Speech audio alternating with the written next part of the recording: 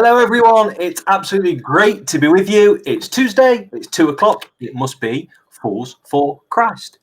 If you're watching live, then please do comment as we go, particularly if you have some questions, and the more difficult, the better the questions for our guests. If you're watching later on YouTube, then please do make sure you hit that like button. And if you haven't, then subscribe to the DBC YouTube channel so you don't miss any of the great stuff we're putting out there at the moment.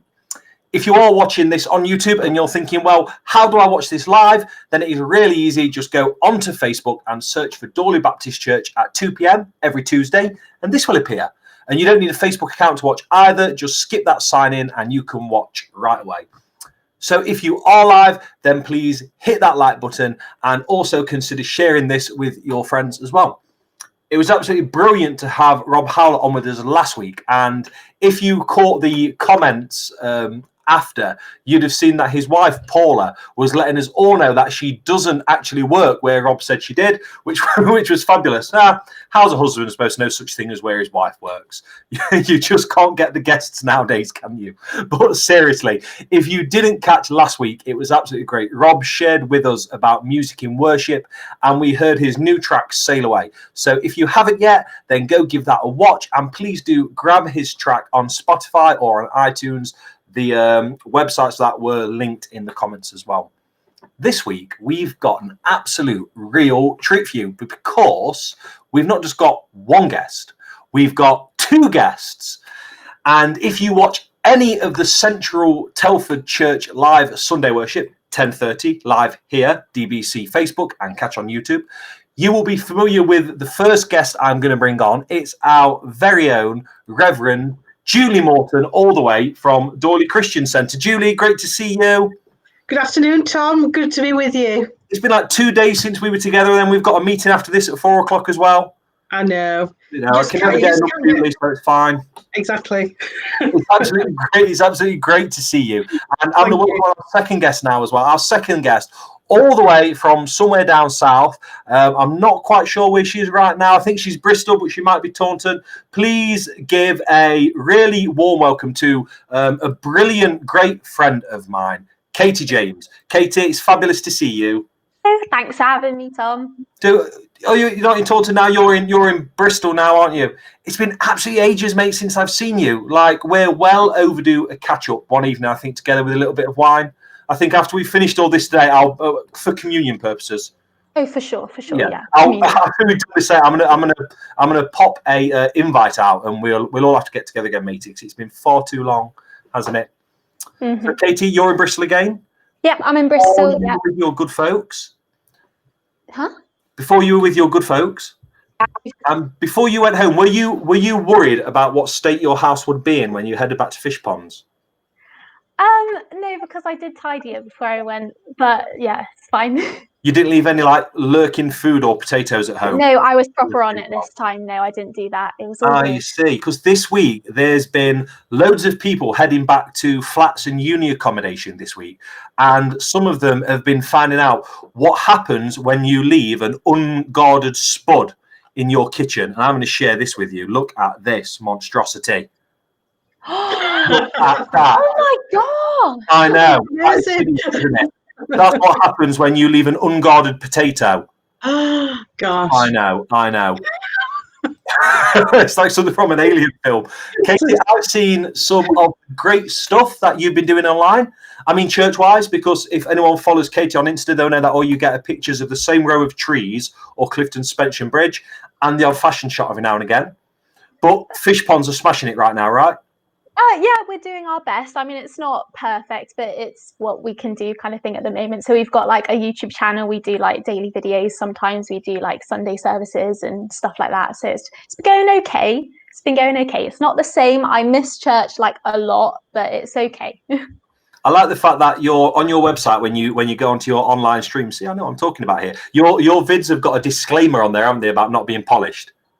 Oh, do they? I didn't know that. Yeah, I know this. You didn't know. Yeah, it says not polished, and it says we're still trying to work. I think that's great. That's like absolutely refreshing. I think we're like pretty much the same. So we go live at weekend. So I guess anything can happen really when you're live. But up to now, though, I think we've been okay. There's been no like invasion of dogs or kids. There's been like no major catastrophes But that'll be it now. It's going to be absolute chaos will ensue from Sunday onwards. Now I've said that, I've absolutely done. But our good friend Julie, you know David Sims, and if you were watching this a couple of weeks ago, then you'd have caught this. So David Sims is a minister at All Saints Anglican Church in a place near here called Wellington, and if you didn't watch it, it's on YouTube. Please do catch it. It was great. He was talking about normalizing prophecy. It was absolutely fantastic. Go to YouTube, Holy Baptist Church. Make sure you subscribe. But I saw a Sunday service outtake montage. That's a sentence now. A Sunday service outtake montage on Facebook, and David was right on there, not once but twice. And this one here was the best clip of the whole montage about Sunday service outtake. So I got the clip off him this morning. I messaged him and says, David, this is great. Do you mind if I show this today? And he's very kindly shared this with us. So I want you to watch away and just feel David's pain here.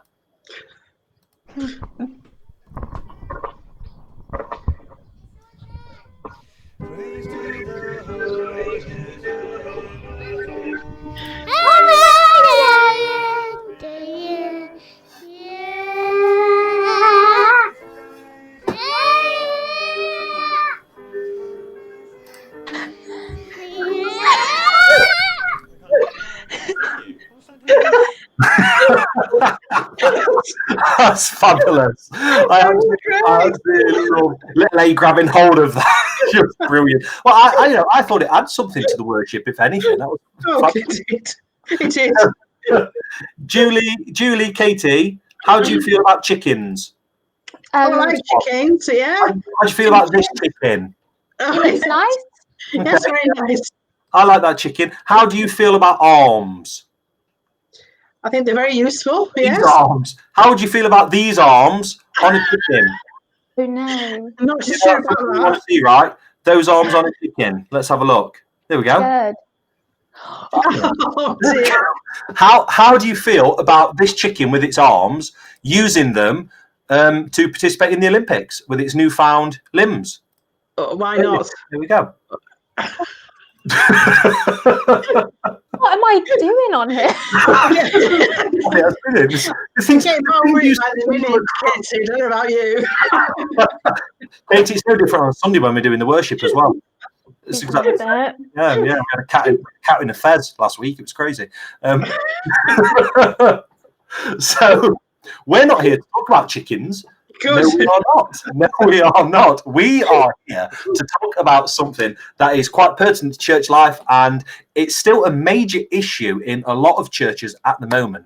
We're here to talk about women in ministry. So let's start from the beginning. You're both two awesomely cool people with a great ministry from God, and I've had the absolute pleasure of working with you both. So I know that's a true fact. But let's start right at the start. And I wondered, can you give us a little bit about you, where you are, how long you've been there, and importantly, how, what, and when you got your call into full-time ministry, and what happened between you and God to get you to where you are now. So, Katie, I wondered if we could start with you, if that's all right, please. Cool. So yeah, I'm Katie. I am currently training to be a Baptist minister. I have been at my church for a while. I'm going to say 3 years. I could be wrong. So yeah, I'm training with Tom. So I go to college with Tom, which is obviously a delight.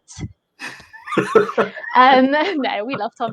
So yeah, so basically, I never ever in my life ever would have thought I'd go into ministry. I kind of, I grew up going to church. I grew up as a Christian. I went to church every Sunday and it was great. But I kind of was like, that's not for me. So it all kind of started when I was doing my A-levels. I didn't get the grades I wanted to go to university. So I then took 3 gap years, as you do. So I, worked in Sainsbury's for a year. I did YWAM, if you've heard of YWAM, Youth with a Mission, which is kind of a mission organisation. I did that for about 9 months in New Zealand. So that was a lot of fun. And then after that, I was going to start applying for like apprenticeships or like degrees or whatever. And I really felt God very clearly say to trust him, for him to make plans for my life and not for me to choose what I'm going to do next. So I was like, okay, God, I trust you. He took me on this journey of learning to trust him.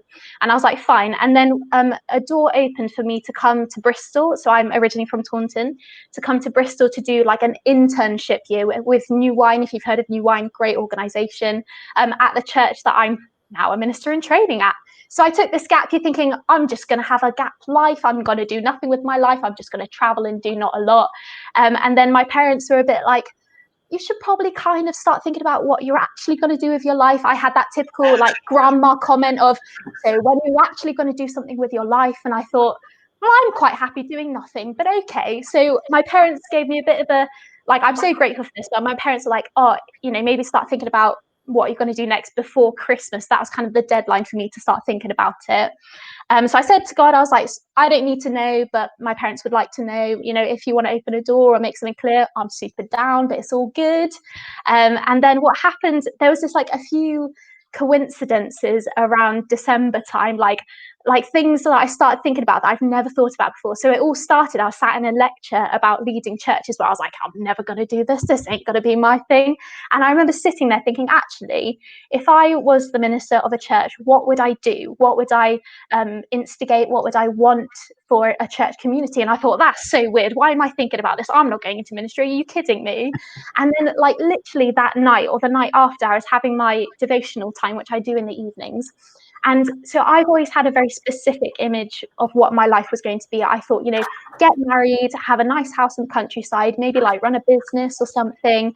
And I remember God said to me, he said, that's not what I have for you. I need you to let go of that because it's getting in the way of what I have for you. And so I was like, okay, I've learned to trust God. I said to God, my life is yours. So I thought I probably should follow through with that. So I was like, fine, I let go of it. It was quite painful because I thought actually like I do want to get married. I do want all this stuff. So I was like, ooh, like it wasn't nice letting it go. And then, literally like a few days later, my minister, so I was working with a minister, I have a minister at my church that I'm at now, and he sat me down and he went, he talks like this, he goes, Katie, I'm not going to beat around the bush, but I think God's calling you to ministry. And I knew straight away that was it. I knew this was what God had for me, but my brain went, absolutely not in a million years am I going to do this. I do not want to be a minister. I do not want to work for a church. I am not doing this. No, God, no. So then I ended up kind of really intensely wrestling with it for about 6 months, where I was just going, I don't think I'm good enough. I don't want to do it. But it was annoying because I thought, actually, if I trust God, I'll pursue it, hoping that a door will shut, because I was fully anticipating for a moment to come where God was like, no, this isn't for you. And I was like, sweet, I would have been super up for that. But unfortunately, every single door opened and I walked through them and I was like waiting for something to happen.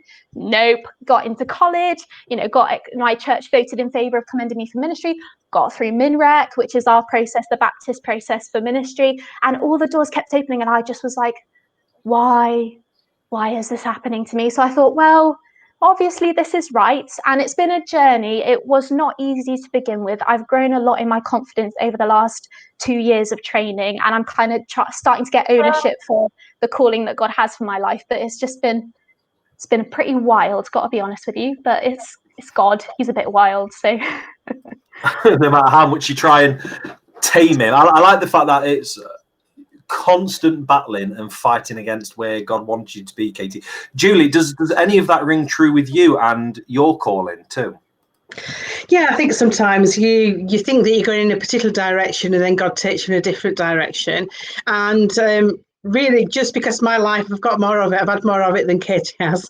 I won't bore you with all the details, but just to say really that the last 15 years, about 15 years ago, I was working for a job skills program, and it was run by a Christian organisation. It was actually run by a church in Chesterfield, and I was at one point I was a recruitment coordinator, finding students to come on the course, and then later on I became a job skills tutor. But particularly when I was doing the recruitment coordinator role, I really had a deep sense that I was in that place and was where God wanted me to be. And I used to do things like for the students, I would take them to court. I would, if they were short of bedding, I'd supply them with bedding. I would take them to the course if they were struggling to get there, and I would then confess all these things afterwards to my boss that I'd done these things and probably shouldn't have done. But I just had a deep sense of being in the right place, and it was because it was about serving and servanthood. But then I began to explore what it meant to be a Methodist deacon, which is all about being a servant, and it's all about serving others as Christ served. And so I began to look into that, and I had looked into it once, and there were quite a few things. This is even before the job skills program, and things seemed to be getting in the way and blocking it. And then a few years later, about 3-4 years later, I began to explore it again. And that's when God began to open the doors, really. And so I began the years training, and then years recruitment process, and then 3 years training. I trained part-time and did that in York. And this is my first year in ministry. So I'm 6 years into it now. And it's just it's been a real journey of learning and growing, and just being able to be a servant and to try and respond to what I feel that God is calling me to do at this time. So Julie, 6 years in now with the Methodist Union, and Katie in a Baptist context. I'm going to drop you right on the spot now. Julie, what is and has been your denomination's approach to women in ministry? I think the Methodist Church is fairly progressive, really, on the whole. We've had leaders, women in leadership, in high levels of leadership in the Methodist Church since the 1970s. And then in the 1990s, early 1990s, we had somebody who was the equivalent of the Archbishop of Canterbury, if you like, in the Methodist Church, and without all the garb. And but she became the leader of the Methodist Church in the 1990s. So I think we've been fairly progressive. I think the difficulties that I've encountered have been more localized. So it's about people not understanding who are working alongside me, and that's the difficulties really that I've encountered. And Katie, I know the union celebrated 100 years of women in ministry last year, I think. Am I right in saying that Baptist is one of the first major denominations to accredit female ministers? But it isn't all sunshine, is it? What can you tell us about women in ministry in a Baptist context? Yeah, I mean, my experience has been very, very positive. I think they're very affirming of women in ministry. Again, like Julie said, like it kind of depends from church to church, because certain churches have certain beliefs and whatever, which is obviously you want to support them in their beliefs and stuff. But I think as a whole, I've been very, very supported within the Baptist Union. I see a lot of women ministers in the Baptist Union. I see a lot of women at college training for ministry, and it's all very affirming, I think. And yeah, 100 years. So that was 100 years since a woman was a deacon. So it's not quite women in ministry, but I think it was kind of from that point that things started happening and women started being empowered to be the minister of the church. So yeah. So to Joe, what you said about not being disturbed and we were doing ever so well, even though we were live. Well, when you were speaking then, Kate, there was an almighty scratching at the door as Charlie decided that he wanted to appear for the first time since his big walk this morning and cause chaos. So this is Charlie. Two very different ways that God has spoke to you both. And I know from my own experience that when God calls you, it's absolutely daunting. Ministry is full of challenges, but Julie, what particular challenges have you come across during your ministry due to the very fact that you are a woman? Well, I think it's just actually people recognizing that I'm not doing the role because I'm a woman. I'm a deacon. I'm a Methodist deacon, and I'm in that role, and it's male and female can fulfill that role if they're called by God to do it. I think the difficulties I have encountered, as I said before, really, is that people struggle to see that, not necessarily about me as a woman, but in my particular role, they struggle to see how that relates to being a Methodist presbyter, who is usually responsible for a church. So they think that, I know that a deacon means a different thing in the Baptist church, it means a different thing again in the Anglican church. But basically, in the Methodist Church, we have two orders of ministry. They run side by side and they're equal. And the presbyter looks, if we're stood at the door of the church, then the presbyter will be looking into the church. on the whole, there's some overlap, but the deacon will be looking into the community and looking at ways to serve in the community, but also doing some work in the church as well. So it's, there's a bit of both. So there's been some difficulties for me as a woman, but also people understanding what I do, even in the Methodist Church. They don't get it. And I've been at a particular church for 5 years, and I was about to leave last year, and somebody said to me, "So what does a deacon do?" And so you think, "Oh dear, what have I been doing for the last 5 years? Obviously something wrong."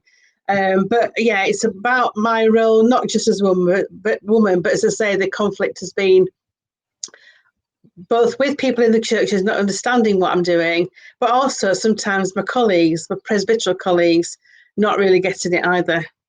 And so, although I'm very much into team ministry and working together, and I think we're stronger together, and most of our work is in teams. But I think often presbyters, in my experience anyway, a lot of them are used to working on their own, and so struggle to work with me, and I them. So that has been where the challenge has been, if I'm honest. Katie, have you seen any particular challenges yourself in ministry, just by the very fact of being a woman? Yeah, so my experience as a whole is that I in my role and in everything, I've been massively empowered as a woman. It's commented on, but it's not at all been an issue. I think the challenges that I mainly face is when I minister to men. So I'm a single woman, and we have community houses where we house men who are vulnerable to homelessness, and I'm a part of the mentoring scheme for that. But it would never be appropriate for me to meet up with them one-on-one or counsel them one-on-one. I always have to be with someone. And I find that quite challenging, especially when you're building up rapport and relationships with like guys in your church. And, as the training minister, like I'm there to like hang out with them, chat with them, minister to them. And, in some cases, like certain things are quite inappropriate, which I really struggle with. And I get that it's inappropriate and I get safeguarding, I get all of that. It's just quite frustrating from my perspective. But I think the challenges that I find hardest is when I see other women, because I've not had this experience, when I see other women being disempowered because they're a woman, when actually God has placed such an incredible calling on their life. I get frustrated for them. And when I go to college and I hear stories about women who've really struggled with experience in ministry, I just get really angry about it because I don't get it. Obviously, I get Paul's letters, but I just don't get it. Like, God has called us. We didn't choose our calling, God did. And I think when I see that, I get frustrated, but I personally have had nothing but positivity around kind of my calling to ministry, and my church have been absolutely incredible, considering also like I'm quite young as well, and I'm not the most traditional cookie in the tin, but I feel really, really blessed in my experience as a whole so far. And I'd absolutely love, and I'm sure we would all love to hear from you, something that God has been placing on your heart recently about the role of women in ministry. So Katie, could you speak first about something that God has been revealing and speaking to you that you can share with us all?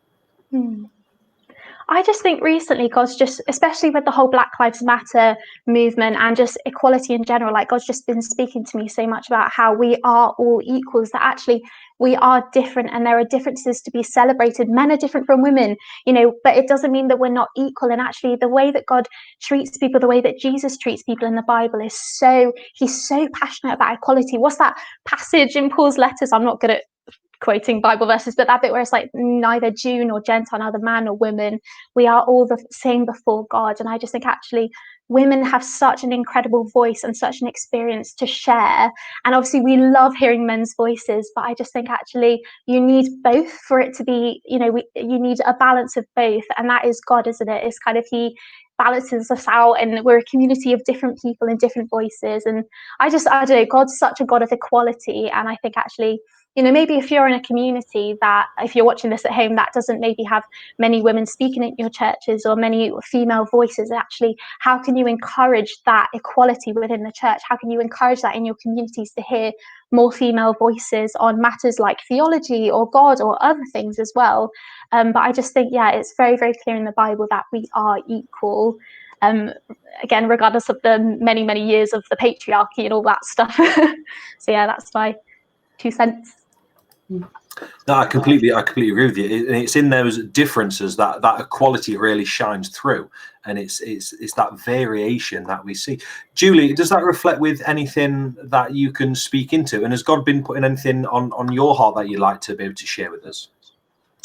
Yeah, I think I agree with what Kate has said, to be honest. And I think that Jesus, when we look in the Bible, we see a very positive image of the way that he related to women, which I think is great. But I also think a lot about the story of Mary and Martha, to be honest, because, we look at that story, we see Mary as being the one who's praying, and so the one who is seen to be doing the right thing, whilst Martha is rushing around and is doing this and doing a bit of that, and actually being distracted by Jesus and what he's got to say and the message that he brings.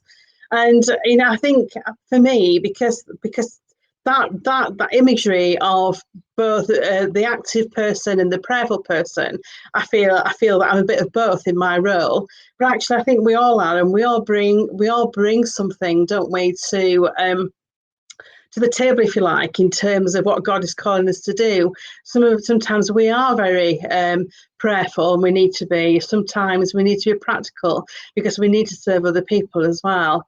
And so I think that's what I've been thinking a lot about the ways in which we can serve people. We can be servants, and we can actually do what God is calling us to do in our community today. And like Kate is saying, there's so much going on at the moment, and we need to be able to respond to the world. We don't want to be locked away in a room praying all the time and not responding, but at the same time we need to pray, and everything needs to be underpinned with prayer. And so that's what I've been thinking a lot about. And I think in this time of lockdown easing, and we're thinking about what does that mean for us, it's very easy to think about that just practically. We're going to do A, B and C, but actually we need to be prayerful about it all as well. Julie, that's a great insight. Thank you very much. And I just want to thank you both for taking the time to come on today to share with us something. And it's been absolutely great to have you both on. And I know you're so busy as well. So I just really want to thank you for that. Is there anything that's happening for you that we can pray for at the moment, for your personal life, for your church life? We like to finish with a bit of prayer for each other, if we can do that. Is there anything, Julie first, is there anything that we can pray for you through the week ahead? I think really what I've just been mentioning about trying to look at what it means to be church after this time of lockdown, and to not just pick up what we did before and plonk it down here, but to actually say, where is God in all this, and how do we respond to that? So I'd appreciate your prayers as our circuit leadership team meets tonight, and to help us in our thinking about the future. And Katie, is there anything that we can pray for you for this week? I think Julie summarised it quite well. It's just the kind of, what do we do next? How do we do it well? How do we make sure we are a welcoming space when we can only have 30 people? I think it's just praying for God's will to be done in that area, definitely. So let's pray for that now, and then if people can remember to keep that in their praise through the week. So Lord Father, we've breaking news at the moment, and over the past hour, that the government is saying that churches can open on the 4th of July. What that looks like, how we can incorporate that, but how we can move forward in a sensible way without just disregarding everything that's happening at the moment. It's confusing for us, but we know that you have these amazing plans. And Katie spoke earlier about trying to move against those plans, but you've got those plans in place, Lord. You know what's happening. So may, above all else, may our ears be open, and may we be attentive to that voice as you speak to us and reveal to us what the future should look like going forward. Please protect us, and may your mighty spirit be with us in those choices. Amen. Amen.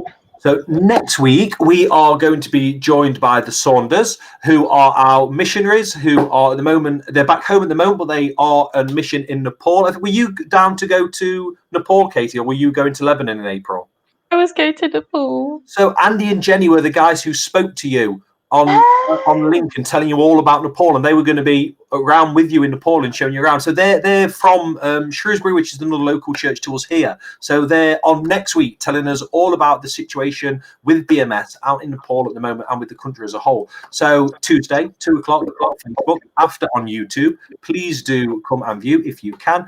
If you have enjoyed this, if you found it uplifting, if you found it challenging, then please do share this on your timeline or share this link on your socials, or even, and here is an arcane thought from me, even talk to people and do the verbal form of sharing by directing people to what a cracking little thing this is. I'm really enjoying these Tuesday chats. I hope you are too. And as always, any comments, suggestions, please stick them onto the chat or let me know afterwards.